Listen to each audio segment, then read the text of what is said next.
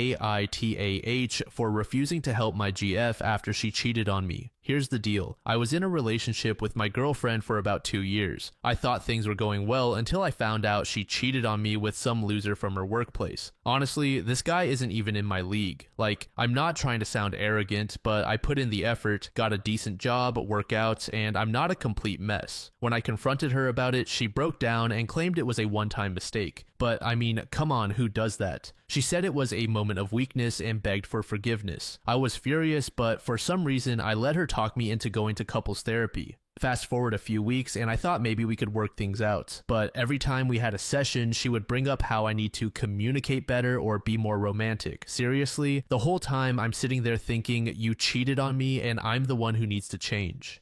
Last week, she came to me in tears, saying she couldn't find her job fulfilling and wanted to quit and pursue some vague dream of being an artist. Honestly, that sounded like a load of crap. She's not talented and I don't want to support her while she flounders around. So I told her, you want to quit your job? Fine, but I'm not paying your bills if you do. She exploded, saying I was being unsupportive and selfish. I told her that after she cheated, I owe her nothing. Now she's sulking and acting like I'm the villain here. I feel like I'm standing up for myself, but maybe I'm just bitter about the cheating. User AllAndros said NTA. However, you're either going to have to fully forgive her and move on, or you should admit that you aren't going to be able to forgive her cheating and move on for both your sakes. Do not get roped into fully supporting a cheating deadbeat. User Tifu said, come on man, she cheated on you with a loser, gaslighted you, and still tries to make you the villain in this story. You've lost the trust and respect you once had for her. Do yourself a favor, dump her, move on, and find a more compatible, loyal, and less unhinged girl than this one. There are 4 billion women in this world. I'm pretty sure you can do better than a cheating lazy jerk.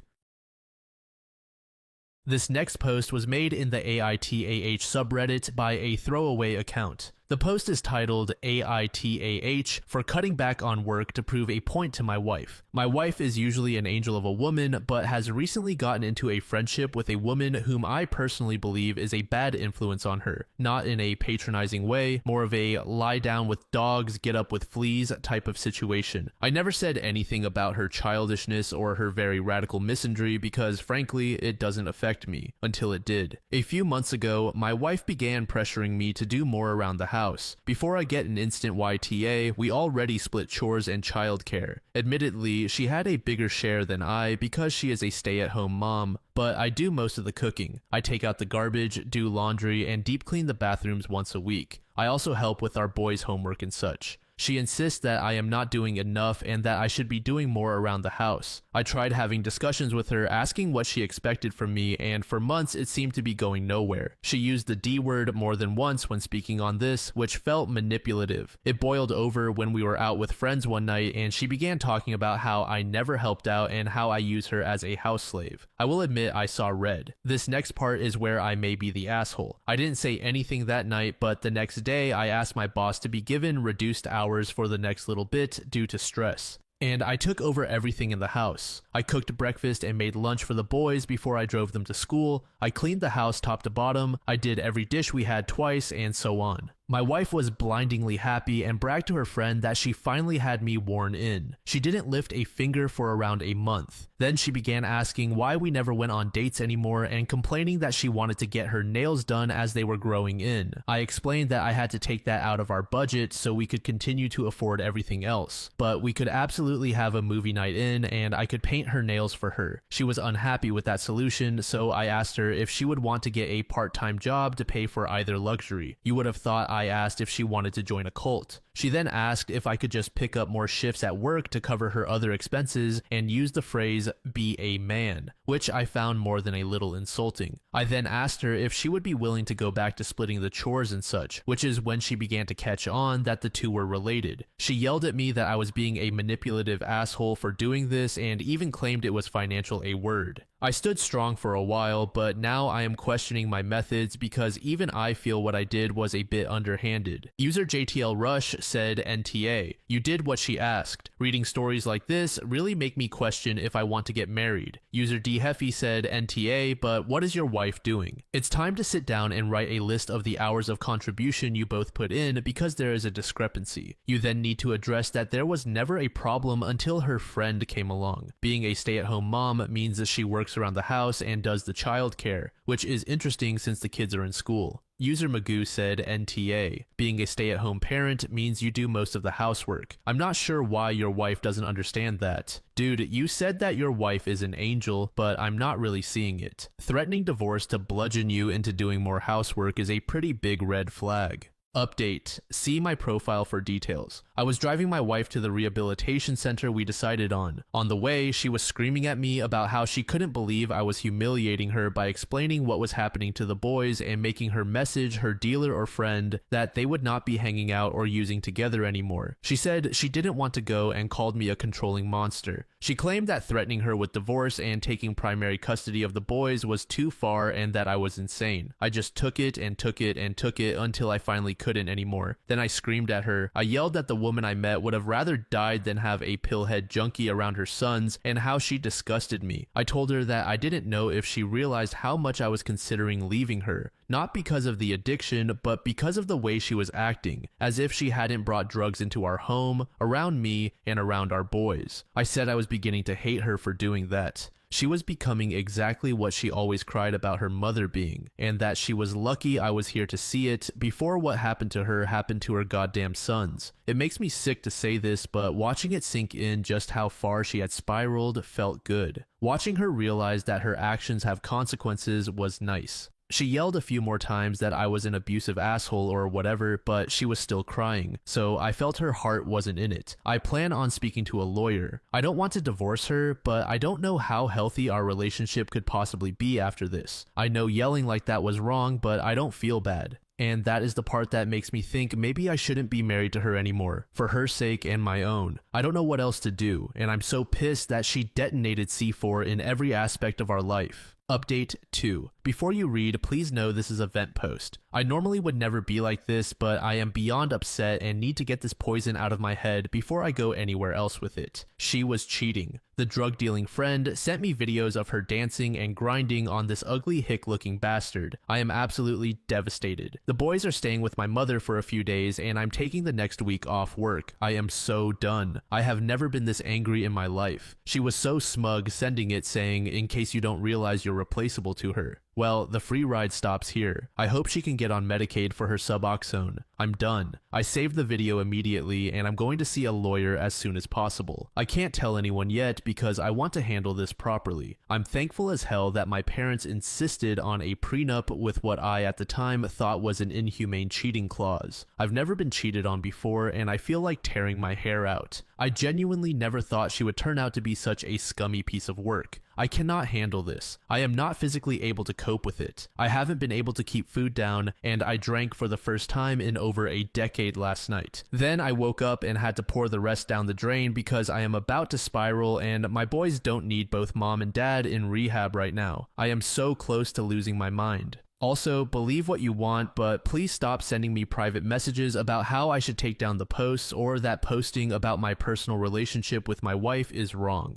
Leave me be. It will not work. This is the only place I can talk about this stuff. Update 3. You can read my other posts for more context on what happened to get here if you like, but the short version is that I was blind to my wife's addiction until she admitted it and went to rehab. While she was in rehab, I received evidence that she had been cheating frequently and with more than one person. I have been working on filing for divorce while she's in rehab, not just because of the cheating, but because with that on top of everything else, and myself nearly sinking back into my own addiction due to the stress of the situation, I couldn't stand to even think of her anymore. There's no healthy relationship that has room for that mindset. I honestly didn't want to be in a room with her again to try mediation or counseling, especially since the last time I was alone with her, I raised my voice and felt at the time that she deserved it. I moved all of her belongings to our guest room except for the pills I found hidden in her bedside table. I took pictures of those in their hiding spot and then flushed them. I also removed her from my bank account and credit cards. I spoke to my boys, explaining the situation without demonizing their mother to the best of my ability. They seemed to understand that I have no intention of abandoning them. Blood or not, they are my sons. Then she came home. The boys were and still are away at camp, a birthday present paid for by my mother. She was quiet with her eyes on the ground from the moment I picked her up at the facility all the way home. Once we got home, I led her to the guest room silently, and she didn't take it well, crying before she could even take the first step.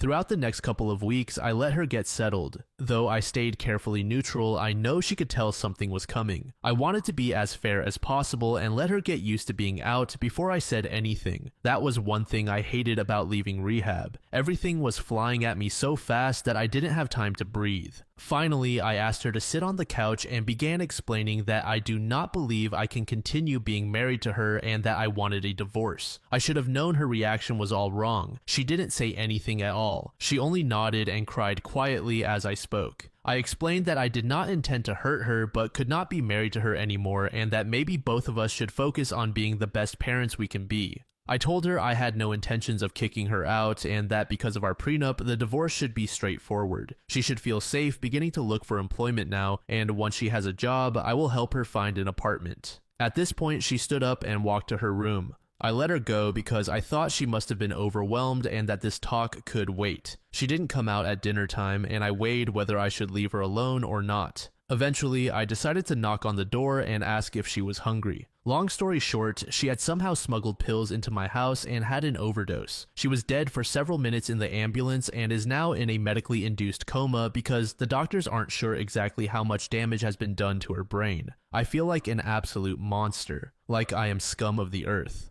like I should have just said nothing. Like I should have just dealt with it, just held it in and stayed. I am responsible for this and it kills me. While I may not have the same love for her as before, I do feel very sorry for everything she's been through. It's killing me. I haven't told my sons yet and I'm debating waiting until they're back from camp so they can have a little more time without this weighing on their minds on top of everything else. I apologize for any grammar issues. I don't have the energy to edit this but wanted to get this off my chest. Update 4. My wife is dead. I haven't updated in a while and I'm sorry, but I'm sure you can guess why I wasn't feeling up to it. I know that everyone said she was manipulating me or trying to make me stay with her, but honestly, even if that was the case, it didn't matter. The moment she woke up, we both started crying and talking, and we didn't stop for days. She went back into rehab for a little while, came out, and we did both couples and solo therapy. She seemed happy, she seemed better, and I had hoped that the craziness was over and that we would just be happy again. I didn't update then because, frankly, I was scared of how everyone would react. I don't do well with getting yelled at. She promised me that if anything happened, if there was anything she needed to talk to me about, she wouldn't hesitate. Everything was going well, and now when I ask myself if there were signs she would go back or that she never stopped, the answer is no. Nothing except the fact that she had an overdose at her friend's house while I was working and died on her couch. The friend didn't even want to call an ambulance. Her boyfriend had to convince her to. I don't think either of them were arrested that day, but I know from the news that she was picked up a couple of months ago for selling drugs. Everyone kept telling me to go to the police, and frankly, maybe I should have, but with the way the police act, it wouldn't have done much good. Since then, I have been drifting terribly. I took up smoking again, something I quit before I got married because she hated the smell. I hate it now too. The smell, I mean, but the hand-to-mouth action is nice. My sons are in therapy and are coping with the loss as well as could be expected. The younger two talk about her a lot, but the eldest is mostly angry. I'm thankful he doesn't seem to want to say things to his brothers about it, but I always let him tell me anything he's thinking, even when it breaks my heart. I know that maybe everyone here has an idea of who my wife was, but one thing you could never deny was how much she loved our boys. They were her pride and joy, absolutely everything to her. I miss her. I miss her so much it feels like a death rattle to breathe. There's never music when I get home anymore and I hate it. I hate the quiet so much that some days before I go inside, I sit in the car and just cry because I know she won't be there. I haven't even been able to clean out her side of the bathroom yet. It hurts too much to think about getting rid of her perfume or her toothbrush. I haven't felt like writing for obvious reasons, but there's something that feels important now, so I will. Valentine's Day is tomorrow. On the way home from work recently, I caught myself calculating flower prices before I remembered that I have no one to give them to unless I put them on her grave. I remember being pissed off at how expensive roses were getting, and now that seems so silly. I just wanted to say, if you have someone you love, please cherish them. Do something extra nice for the person you love tomorrow, for my sake. Nothing crazy, but maybe you can dance around the living room to your song or read to each other something soft or good to let them know you're real and really there. I know that's so cliche and corny. If Alex were here now, she would actively bully me about it. But sadly, the old bastards were always right. Life is short. Isn't that a kick in the ass? Final update. Since my last post, I have been receiving many private messages, most of them incredibly kind, but a select few have been very cruel. Please stop saying my wife was better off dead, or that I somehow wanted this, or worse, hoped for it. I love my wife. I know that I made some truly terrible decisions and said things I did not mean, but if you think that at any point I wanted any harm to come to my wife, you're wrong. Truthfully, I don't know if I am capable of moving past what has happened, and your cruelty does not help me think otherwise. If you hate me enough to insinuate that I killed my wife indirectly, or that she somehow deserved to die because of bad decisions she made while in active addiction, please just leave me alone. Please. To the kind people who have private messaged me, some of whom I've had lovely discussions with, thank you for your words and advice. Honestly, just knowing that so many people care about my family is touching to the point of tears. The fact that you reached out privately to share your stories or offer advice and guidance is something I can never adequately thank you for, but I wish I could. I think my best friend's fiance hates me and I don't know why. I never thought I would find myself in a situation like this, but here goes. My best friend's fiance hates me and I don't know why. For the purpose of this story, I'll call him Finn. A little backstory. Finn and I have known each other since we were in 6th grade. We grew so close that he became a part of my family and I became a part of his. Around the summer of my 10th grade year, I came out to my parents as gay. Let's just say they didn't take it too kindly and I ended up disowned, but that's a story for another day. To make a long story short, Finn's family happily took me in and treated me with nothing but kindness. When Finn and I graduated from high school, he went on to work under his father while his parents helped me pay to attend college. During my time away at college, Finn met Sarah. I believe it was my 3rd year of college when I finally got to meet her during a family dinner. I greeted her warmly and tried to make a good impression because she's my best friend's girlfriend. However, when I went to shake her hand, she looked at my hand in a strange way. I don't want to say disgust, but I'm not sure how to describe it. I felt a little bummed, but it was whatever. Maybe she was just nervous. After that school break, weird things started happening, like my messages with Finn being randomly muted or my number being blocked on Finn's phone. At one point, it got so strange that Finn contacted Attendit to see if it was a glitch or something. Obviously, I'm guessing it was her, but I would never accuse someone without hard proof. Plus, I was 2 states away at the time, so I literally had no proof. Things got even worse when I moved back home after finally graduating from college. Because I have so much respect for their relationship, I never tried to make plans with Finn. If we went out at any point, it was because he was sure he had nothing planned. He would set the date and everything and then let me know. This worked fine until it didn't. I want to clarify that we got to hang out about 2 or 3 times a month for about 3 months. After those 3 months, things started getting weird. On the days when Finn and I planned to meet, Sarah would call him with some sort of situation literally about an hour or less before we were supposed to meet. She would say things like she was having car troubles, feeling ill, or that she was lonely and needed him. I never felt right trying to stop him from going to her if he needed to. He would say he didn't need to go, but just to avoid any conflict, I'd cancel on him so he'd go see her instead. Eventually, Finn and I stopped hanging out as much because it just got annoying for me at least. We would see each other at family gatherings, but that would be about it.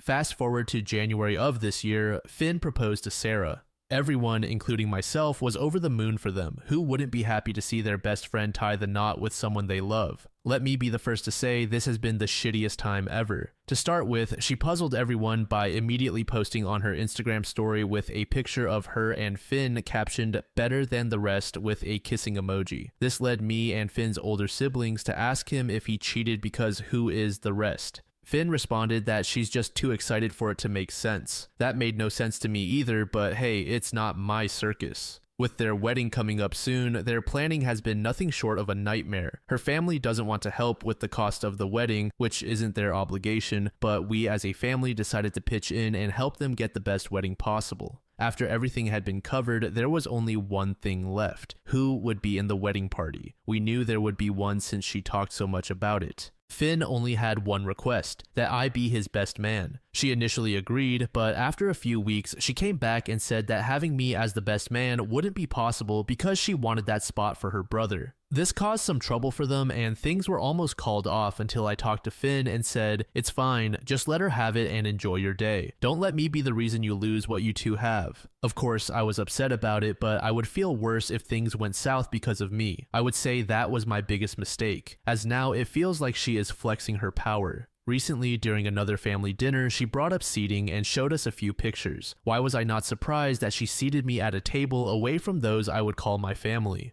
When she showed us the seating arrangement, I caught a few glances from Finn's parents and siblings. Damn, I might be a doormat, but I was just fine with it if the wedding still happened. My problem is that I just want things to be fine, if not good, between me and her. I don't know if it's because I'm not related by blood or if she's homophobic or whatever it may be, but I don't want this to be a constant issue. I hope that with time things would get better, but they really haven't. I'm hoping things improve after the wedding, but I'm not even sure. I don't want to talk to anyone close to us and start something, and I'm really considering going low contact with Finn if that resolves the issue. But I don't really know what I'm doing here. How do I go about this while protecting my relationship with Finn's family, maintaining my friendship with Finn, and not destroying his relationship? Update. So yesterday I posted about the problems I'm having with my best friend's fiance. After receiving a ton of great advice, I figured I would at least speak to one of Finn's family members or Finn himself tomorrow since that's when we meet for dinner. However, I was a bit surprised when Finn dropped by my apartment today. I was spooked at first, thinking that he had seen the Reddit post and was here to confront me. Luckily, he said he was just in the area and decided to stop by. There was the initial small talk you do when someone comes over, followed by a good 20 minutes of us daydreaming about the food we are having tomorrow. Then I remembered someone suggesting that I should show Finn the Reddit post. I learned that the longer I waited, the more damage there would be when things came to a head. I guess he noticed my hesitancy since he asked me what was going on. As much as I wanted to say nothing and keep letting the issue stay where it is, there would be no point in coming on here asking for help.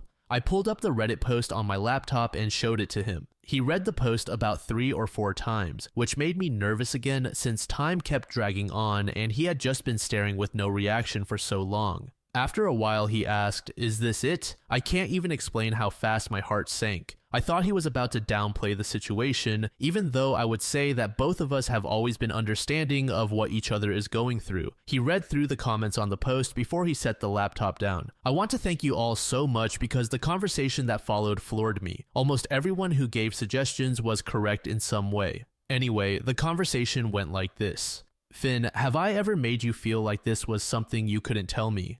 Me. That's a very difficult question to answer. Not directly, but your happiness played a huge role in me brushing it under the rug. Finn, you should have told me this long ago. Don't you think I would want to know about this? I thought things were going fine. Finn, there is a difference between you being considerate of my relationship with Sarah and you letting her run over you and our friendship. After that, I had to ask him if he really saw nothing going on. He said he felt really pissed about the entire wedding situation, but chalked it up to her just wanting her day to be how she imagined it. I made sure to remind him that it's his day as well, which is honestly something I should have said back when I was removed from being best man. Then I asked him if he had any idea why she acted that way toward me. Since I'd never met her, it puzzled me how she could be so dismissive. I thought it would be a little petty reason that could be easily fixed, right? Whoever mentioned something about a drunken confession or something similar, you would be right. Apparently, during my time in college, Finn got closer to some people who went to our high school, which led him to meet Sarah as well. He said that before he and Sarah started dating, there was one time when they all decided to hang out and played some sort of drunken confessions game. I've never really been to parties like that, so I don't know how those work.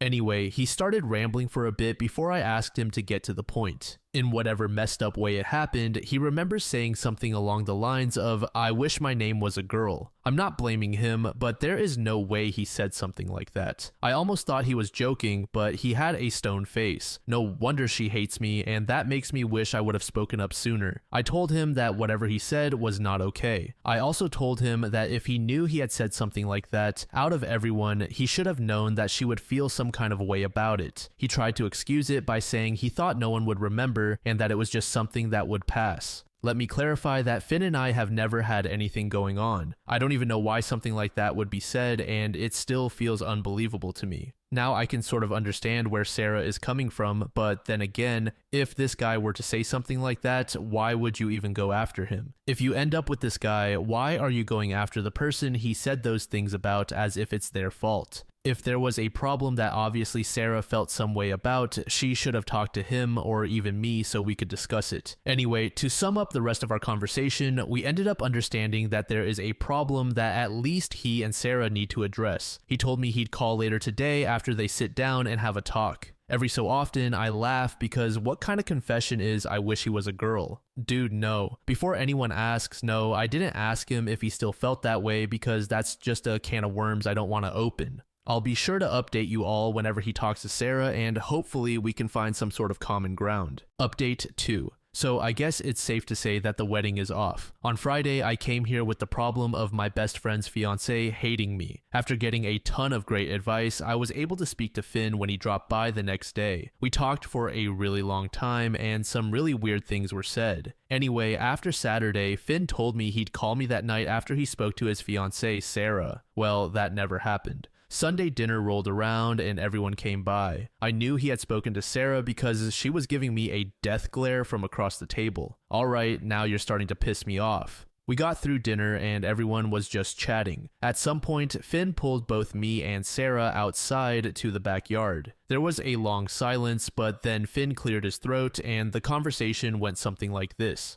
Finn, do it. Sarah, I already told you I'm not doing anything. Me, what does she have to do? Finn, she needs to apologize for everything so we can all be fine. Sarah, I did nothing wrong. Your relationship is weird. OP is weird. His relationship with your family is weird, and I should be the one making you apologize. Me, I get why you're upset, but things Finn said in the past are not my fault. And I'm sure there are some things people say when they're drunk that they don't. At this point, Sarah turned red in the face and just began screaming. Watching this play out in real time, my first thought was, she needs a exorcism. Most of what she was saying couldn't even be understood, but I made out things like, he knew, and why would you tell him you said that? I knew you two had something going on. At that point, Finn's parents and siblings finally came outside because of Sarah and asked what was going on. I tried to explain, but Sarah just started screaming that I'm a dirty dog that needs to be put down. To cool the situation down, after a little convincing, Finn's mom was able to get Sarah into the house. Finn's sister also went inside with them, leaving only me, Finn, Finn's older brother, and Finn's dad outside. I explained my side of the story while Finn explained his side as well. We talked about the conversation Finn and I had at my apartment on Saturday. He received some teasing for the weird comment he made about me, but the conversation became serious again. Eventually, Finn's mom and sister came back outside. They said that Sarah was in the bathroom cleaning herself up. His mom started the conversation with, "Are you two messing around? I'm floored." I filled her in on everything she hadn't yet known. I told her that I've never flirted with, kissed, or done anything else that wasn't platonic with Finn. I'm guessing Sarah was listening in through the back door instead of just coming out, because as soon as the words left my mouth, she came out screaming at me that I'm a liar. I asked her at what point I had ever made her feel like I was chasing after Finn. I mean, I'm helping to fund their damn wedding. Finn's parents were trying to help her understand that everything was being misunderstood, but she wasn't having it. She kept yelling until Finn had to pull her aside. It started off as a yelling match between them, but then things finally began to calm down and I thought she understood and we could talk it out. Right? Wrong. Color me fucking surprised when she walked back over like everything was fine and slapped me. After a long period of silence and shock, I was just done and said, "I'm out." Finn and Sarah began yelling at each other again, but at that point, I couldn't have cared less. I headed back inside to grab my things because I was done with the situation.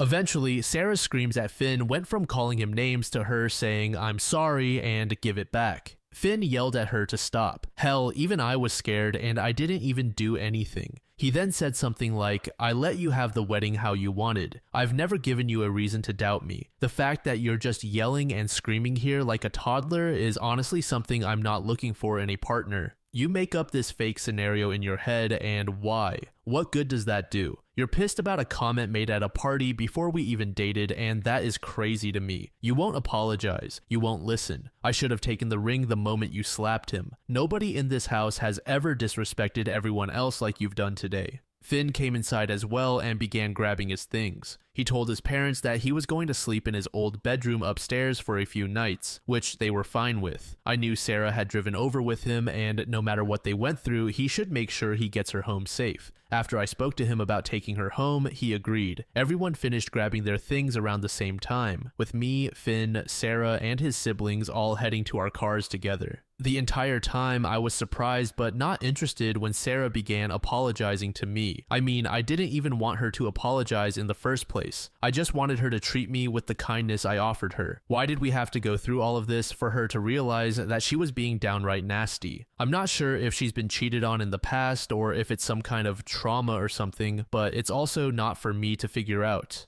Finn ended up dropping her off, and I'm guessing he called me by the time he got back to his parents' place. I didn't even answer because I was just tired, and the entire confrontation drained me. It definitely could have gone better, and I had hoped this would be something easily fixed. Instead, it destroyed a relationship, which makes me feel terrible. It's Monday afternoon, and there is still no word on whether Finn and Sarah have even spoken to each other this morning. I haven't spoken to anyone either, but Finn did send me a few TikTok videos. I think it's sad because even with the way she treated me, their relationship was a beautiful thing. It sucks that jealousy and misunderstandings can be silent killers in a relationship. I thank you all for the advice and for encouraging me to talk to someone about this. I wish things could have ended differently, but as some of you said, this should be a wake-up call for both Finn and me.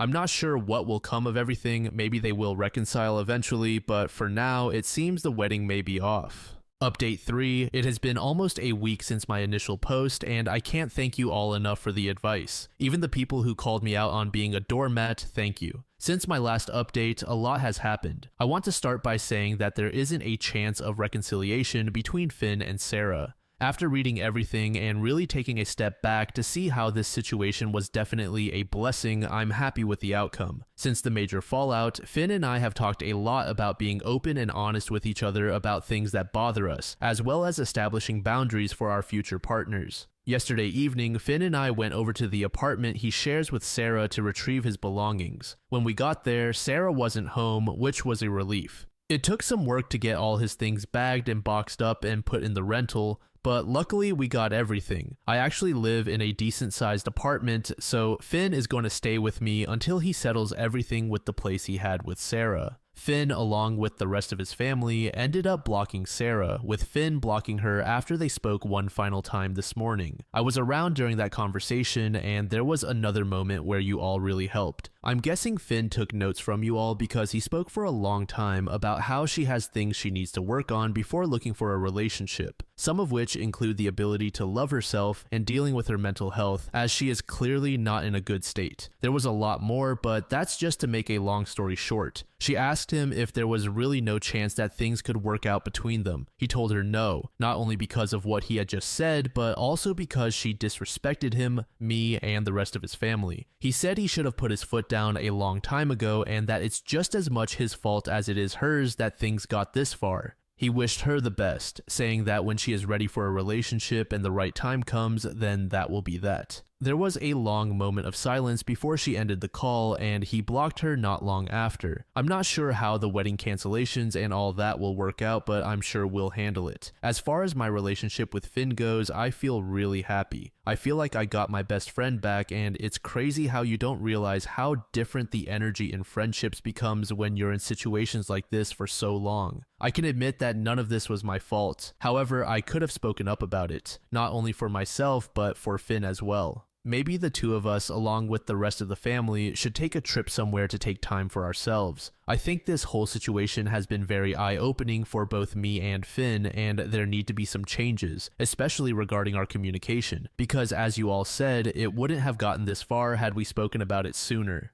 That's pretty much it. There wasn't a crazy fight scene where the police bust in and take Sarah away. I think Sarah definitely needs to get her act together, but we also have to better ourselves as well. Some of you have made me very aware of how much of a pushover I can be. You've all given me so much guidance, and that really warms my heart. I actually cried a little because almost a week ago I felt so hopeless. This will most likely be the last update, but before I go, I'll answer some of your questions that I felt shouldn't go ignored. Also, I read every single comment, and even if I didn't respond, please believe I took it to heart and am forever grateful. Okay, first question. Why do you think their relationship was a beautiful thing? I can't say my words were misconstrued, but I will say that I expressed myself and my thoughts the wrong way. What I was trying to convey was not the beauty of their relationship, but the beauty of relationships and the idea of relationships as a whole. I hope both Finn and Sarah find their person when they are ready. Why do you feel bad? This was another case of me expressing my thoughts poorly. I don't feel bad that Finn got out of that situation. I'm happy that he's out of that toxic environment before things got even messier. What I felt bad about was that there was a situation to begin with, and if my best friend is hurting, I can't help but feel bad. Being a rebound for Finn? No, absolutely not. If there were ever to be something between me and Finn, it would be under the full understanding that we are in it for each other. Not saying that it would ever even happen, but what good would a rebound do besides hurting each other? Once again, I'm not claiming to have feelings for him, but even if I did, I wouldn't use this as a chance to start anything with him when emotions are everywhere. The last time I heard from my family,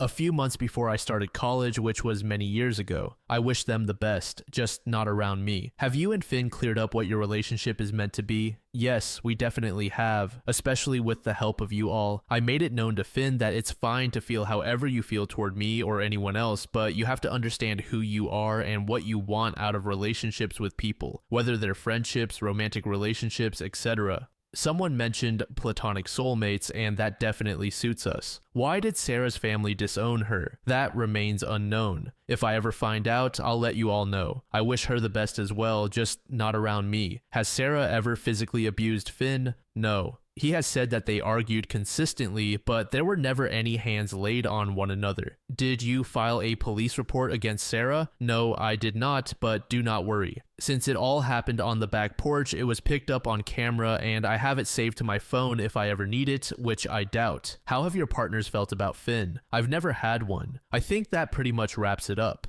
If anyone has any more questions, I'll do my best to answer. If this wasn't the update you expected, please still treat me kindly. Once again, I love you all so much.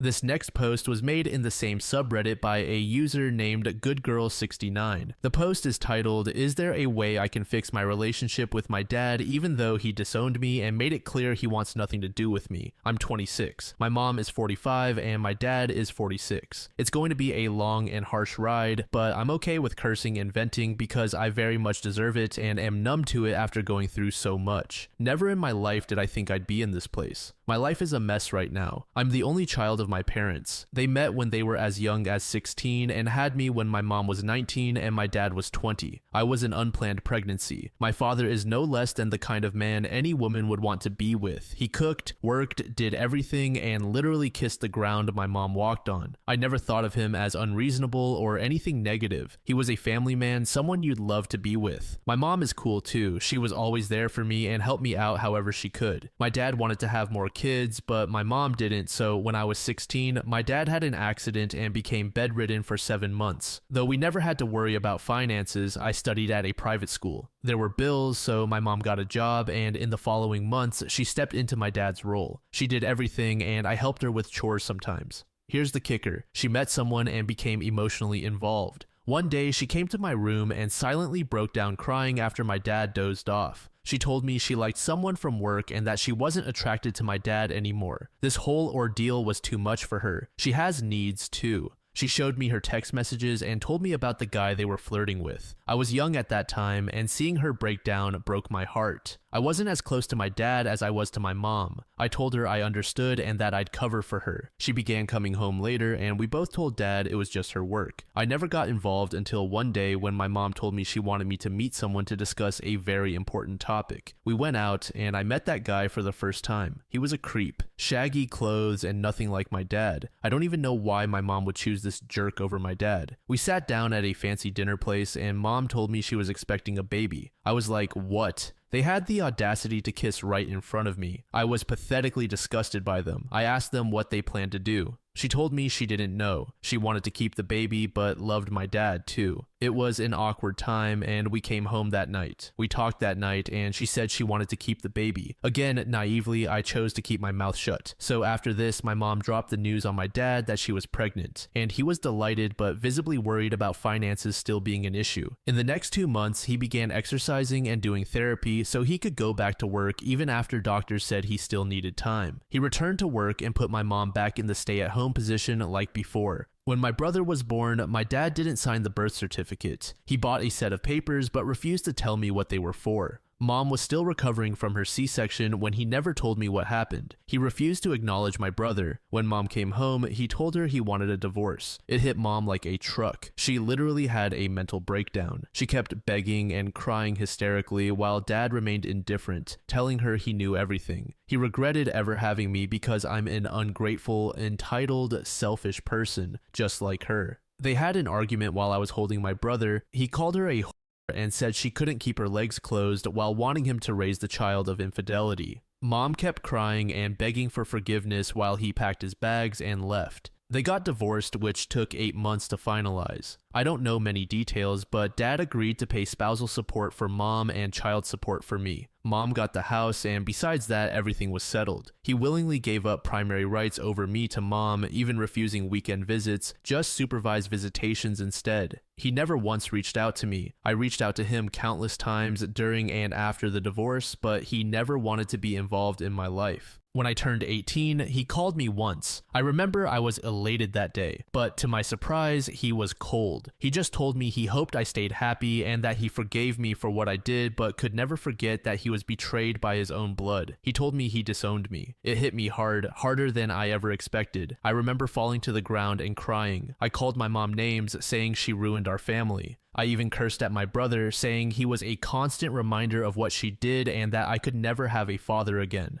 After the divorce, mom never really dated anyone. She fell into depression and took a crappy but decent paying job, renting out one of the rooms in the house to make ends meet. She still celebrated her wedding anniversary and cried sometimes. My brother often asks about his father, but I don't have an answer except for we don't have one. It's been 9 years since the divorce, and mom never really moved on. She occasionally hooks up, but never thinks about settling down. She believes working for $60K a year and getting rent from a single room is enough to make ends meet for the rest of our lives. My dad, on the other hand, got his life together. He started a business, remarried, and has a son. I often scroll through his profile. He never accepted my friend or follow request and ignores my texts, but what I've learned is that he's living a great life. I know I don't deserve to say it. I'm as much to blame as my mom for destroying our lives and my brother's life. But I miss my dad. I miss him a lot. I miss the times we had as a family. I've gone through heartbreaks, graduation, and even an accident without my dad by my side. It feels like my insides are screaming. I tried to meet him, but when he found out I wanted to see him, he moved to another city. I had a son last year who looks so much like my dad. I want to name him after my dad and want them to meet each other. I'll be getting married by the end of this year, and I want nothing more than for my dad to walk me down the aisle. I messed up. I want him to scream at me and tell me I don't deserve to be his daughter. I want him to be angry, but I want him in my life. I want my dad. Not a single day goes by that I don't miss him. I've sent long emails explaining and apologizing, but there has been no response. I met him once in November 2020. I walked up to him and said hi. He looked straight into my eyes and asked, "Who are you?" When I told him I was his daughter with tears in my eyes, he said he didn't have one and walked away. My fiance was with me. He helped me through it. My dad is by no means a bad person. He did everything any normal person in his shoes would do. I know I don't have the right to apologize or even ask him for anything, but for once I want him to acknowledge me. I just want him to recognize me for a single day, on my wedding day, and look me in the eye and tell me I'm his daughter. User Dumpster Fire said, "You shouldn't have been involved at all. Your mother is a piece of work for involving you, and she deserves everything she got and more. You and your brother don't deserve any of that. However, you were old enough to know better and should have told your mother to inform your father immediately. Unfortunately, you can't make your father have a relationship with you.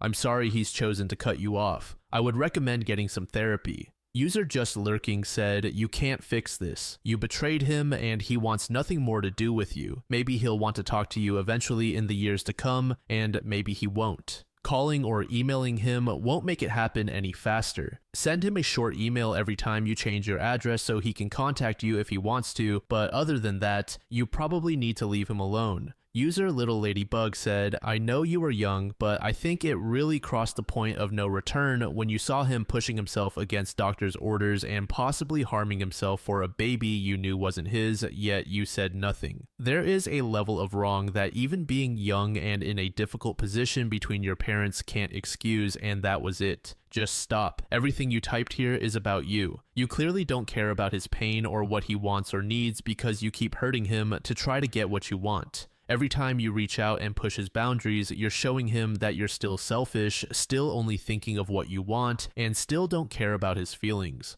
All you're doing is making it clear that he made the right choice for his own well-being. Just stop."